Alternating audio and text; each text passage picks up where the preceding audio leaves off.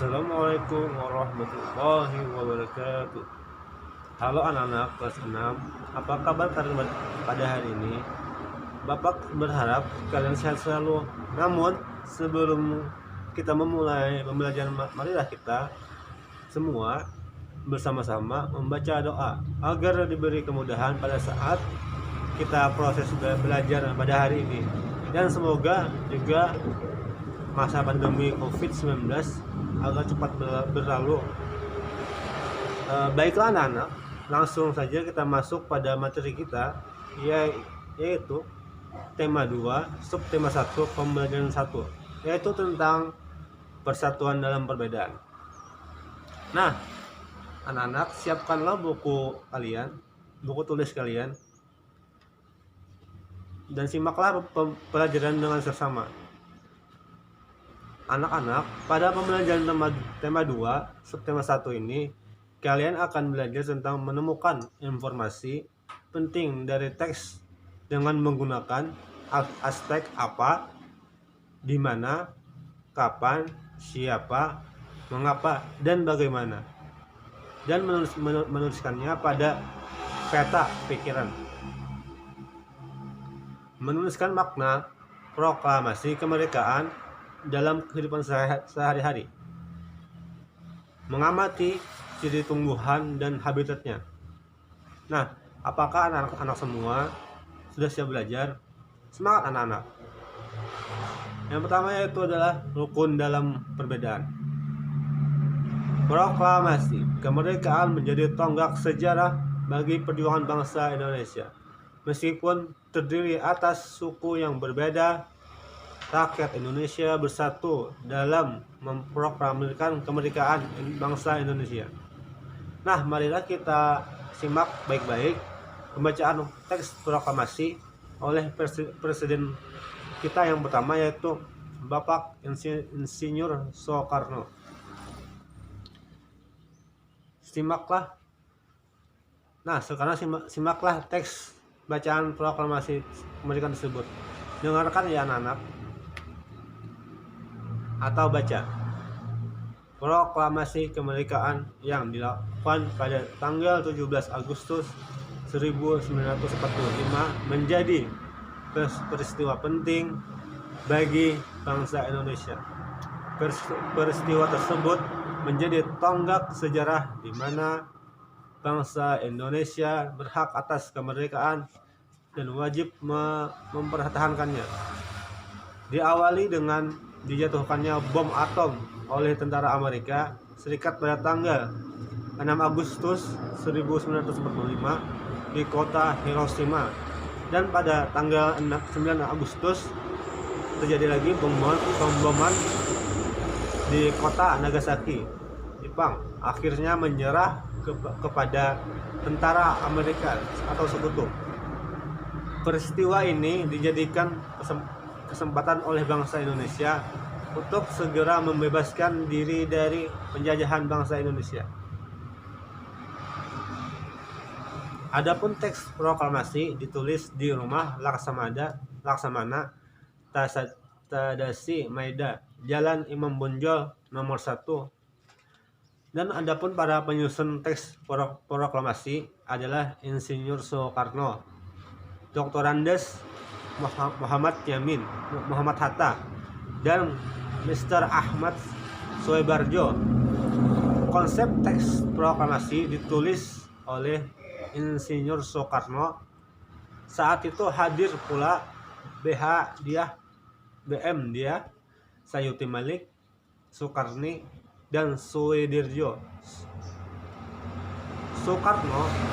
Soekarni mengusulkan agar yang menandatangani teks proklamasi itu adalah Bapak Insinyur Soekarno dan Dr. Andes Muhammad Hatta atas nama bangsa Indonesia.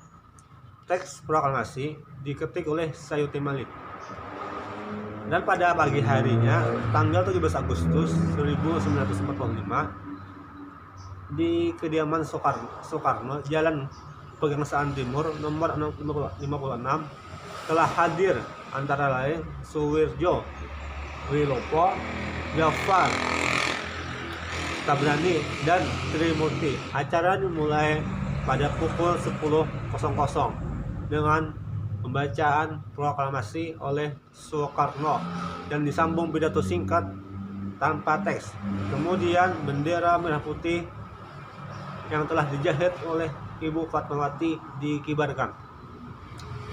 Nah, anak-anak semua, marilah kita belajar membuat peta pikiran menggunakan kata apa, mengapa, siapa, bagaimana, kapan, dan di mana. Anak-anak, sebelum kalian membuat peta pikiran seperti yang sudah Ibu contohkan tadi di foto, kalian ingat kembali kata tanya yang digunakan untuk membuat pertanyaan. Seperti contohnya yang pertama yaitu apa. Kata tanya apa digunakan untuk menanyakan hal atau peristiwa yang terjadi. Yang kedua yaitu siapa. Kata siapa digunakan untuk menanyakan seseorang atau pelaku yang terlibat dalam suatu peristiwa. Dan yang ketiga yaitu kapan. Kata tanya kapan digunakan untuk menanyakan waktu terjadinya peristiwa. Dan yang keempat yaitu di mana. Kata tanya di mana digunakan untuk menanyakan hal tempat terjadinya suatu peristiwa. Yang kelima yaitu mengapa. Kata tanya mengapa digunakan untuk menanyakan penyebab terjadinya suatu peristiwa. Yang keenam yaitu bagaimana. Kata tanya bagaimana digunakan untuk menanyakan cara atau proses terjadinya peristiwa. Nah, selanjutnya itu adalah makna proklamasi bagi Indonesia adalah yang pertama itu sebagai puncak perjuangan Indonesia. Bangsa Indonesia telah dijajah bertahun-tahun oleh negara-negara Eropa sampai Jepang. Penduduk dengan latar belakang yang berbeda bersatu untuk melawan penjajah. Proklamasi kemerdekaan merupakan hasil dari perjuangan para pahlawan. Makna yang kedua yaitu adalah pengakuan kepada dunia luar. Dengan membacakan teks proklamasi, Indonesia mengumumkan kepada dunia luar bahwa Indonesia adalah negara yang merdeka. Pengakuan ini atau de facto diikuti oleh pengakuan dari negara-negara lain atau de jure. Dan yang ketiga yaitu ialah menaikkan martabat bangsa. Pembacaan teks proklamasi memberikan pesan kepada negara lain bahwa Indonesia adalah negara yang bebas dari penjajahan, negara yang memiliki martabat, dan negara yang mandiri. Dan yang keempat yaitu adalah perjuangan sebagai negara baru. Indonesia adalah negara yang dibangun oleh rakyat dan untuk rakyat. Negara Indonesia adalah negara mandiri yang tidak tergantung kepada orang lain. Yang kelima yaitu tonggak sejarah negara Indonesia. Pembacaan teks proklamasi merupakan awal dari masa kemerdekaan Indonesia yang terbebas dari belenggu penjajahan. Nah, anak-anak semua, tidak hanya manusia yang ingin hidup, mereka terbebas dari penjajahan ataupun lawan. Mereka ingin hidup dengan tenang supaya dapat melestarikan kehidupannya. Sama halnya dengan tumbuhan. Tumbuhan pun harus beradaptasi dengan lingkungannya supaya dia harus bisa bertahan hidup. Anak-anak pernah lihat bunga teratai. Nah, tahukah kalian tanaman ini tumbuhnya di air agar dapat menyesuaikan diri? Tanaman ini memiliki latar akar di bawah air. Tangkai daunnya tumbuh menjalar sehingga daun teratai dapat mengapung di air. Daun teratai bundar dan lebar. Fungsinya agar daun dapat menyerap cahaya matahari sebanyak-banyaknya. Hal ini akan berdampak saat penguapan air dan berfotosintesis. Daun teratai memiliki larutan yang bermanfaat sebagai pembersih daun. Teratai memiliki batang dengan rongga di dalamnya. Rongga ini berfungsi untuk membawa oksigen ke batang dan akar.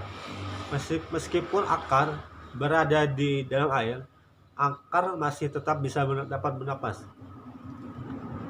Nah, anak-anak semua, dari bacaan teks tentang bunga teratai, kalian dapat membuat pikiran menggunakan kata tanya yang sudah kalian pelajari tadi. Contohnya, apa fungsi daun yang lebar pada teratai?